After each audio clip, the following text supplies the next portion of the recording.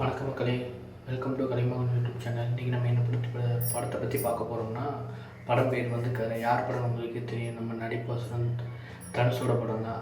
இந்த படத்தில் தனுஷ், மமிதா பைஜு, கே சுரேஷ்குமார், சுராஜ், பாண்டியராஜ் பையன் நிறைய பேர் நடிச்சிருந்தாங்க. இந்த படம் டோட்டலி சூப்பர். ஒரு மணி ஈஸ்ட் படம் மாதிரி. இது ஒரு கிராமத்தில் இவன் ஒரு இவனுக்கு பண்ணது ஃப்ராடு தானே தான் படம் தெரியும். ஒரு பெரிய ஹீரோ மாதிரி இல்லாமல் ஒரு திருடனாக தான் பார்ப்பாங்க.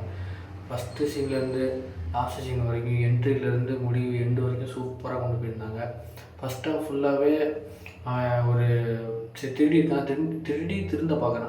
திருந்த பார்த்தோன்னே என்ன ஆகுதுன்னா, ஊருக்கு போய் அவங்க அப்பா நிலத்தை கேட்குறான். அவங்க அப்பா என்ன ஆல்ரெடி இந்த மாதிரி லோன் போட்டுட்டு அந்த நிலத்தை விற்றுட்டாங்க.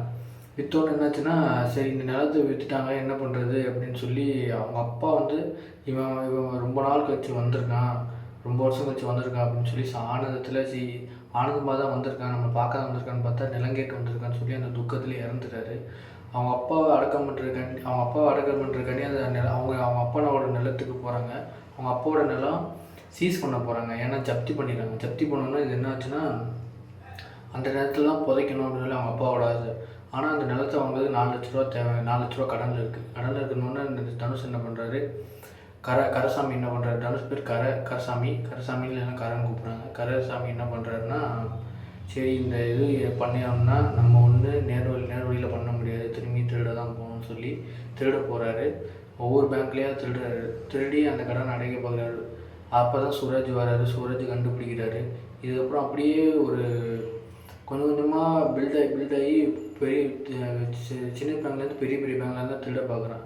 ஒரு சீன் இன்ட்ரோல் சீனில் வந்து ரொம்ப சூப்பராக காமெடி சென்ஸாகவும் ஹியூமர் சென்ஸாகவும் செம்மையாக கட்டியிருப்பாங்க. நீங்கள் அந்த படத்தை கண்டிப்பாக பாருங்கள். நான் எதுவும் பெருசாக அப்படியே ஓப்பனாக சொல்ல விரும்பலை. ஸோ அதனால் ஃபஸ்ட் ஹாஃப் தாண்டி செகண்ட் ஹாஃப் போகும்போது நம்ம இருக்கையிலே நம்ம ட்விஸ்டட் கேரக்டர்னால் 2 பேர் இருக்கிறாங்க. அதில் வந்து எம்எஸ் பாஸ்கர் நடித்ததே தெரியாது. அவர் தானா இல்லை வேறு யாரானே தெரியாது. அந்த அளவுக்கு சூப்பராக நடிச்சு கொடுத்துருந்தாரு. அப்புறம் சுராஜுக்கு அப்புறம் இன்னொரு வில்லனிசம் வந்து ஜெயராம் சார் வேறு லெவலில் ஆக்டிங் பண்ணியிருந்தார். அவரும் அதில் ஒரு வில்லன் மாதிரி தான் செம்மையாக பண்ணியிருந்தார். நீங்கள் அந்த படத்தை கண்டிப்பாக பாருங்கள், எல்லோரும் ரசிப்பீங்க. அப்படியாப்பட்ட ஒரு படம், ரொம்ப சூப்பர் படம்.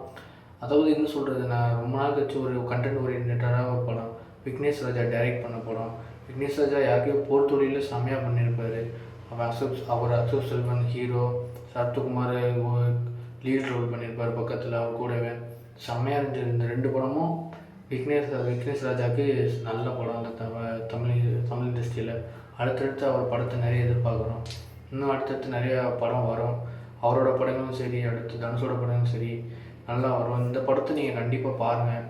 சரியான படம், நல்ல கண்டென்ட் ஓரியன்டாகவும். கடைசியாக இந்த கிராமத்து மக்களும் அந்த படம் கிராமத்து மக்களும் நிலத்தையும் ஜப்தி பண்ணியிருப்பாங்க. அதுக்காண்டி மொத்த கிராமத்தில் உள்ள எல்லா பேங்க்லேருந்து திருடி கொண்டு போய் அந்த மக்கள்கிட்ட கொடுத்து அந்த மக்கள் வந்து அந்த கடனை தீர்த்து அந்த நிலத்தை வந்து திரும்பி பெறுறது தான் அந்த படத்தை கிளைமேக்ஸில் காமிச்சிருப்பாங்க. ஸோ நான் முழுசாக சொல்ல விரும்பலை எதுவுமே. நான் எப்பயுமே அப்படி தான், எல்லா வீடியோலையும் நான் முழுசாக எதுவுமே சொல்ல மாட்டேன். ஒன்று திருச்சி சொல்லி அந்த கதையை கொஞ்சமாக உங்களுக்கு புரியுற மாதிரி சொல்லுவேன். ஸோ அந்த படத்தை நீங்கள் பார்த்தீங்கன்னா உங்களுக்கே புரியும். தேட்டரில் ஓடிட்டுருக்கு, நல்லா போயிட்டுருக்கு. இதோட தேட்டரில் வந்து 5-6 நாள் ஆச்சு, 1 வாரம் ஆக போகுது. ஸோ நீங்களும் அந்த போய் தேட்டரில் மிஸ் பண்ணாமல் பாருங்கள், செம்ம படம். அடுத்த வீடியோவில் நம்ம சந்திப்போம். ஸோ இந்த வீடியோ பார்க்குறவங்க எல்லோரும் எனக்கு சப்போர்ட் பண்ணுங்கள், சப்ஸ்கிரைப் பண்ணுங்கள், ஃபாலோ பண்ணுங்கள். நன்றி, வணக்கம்.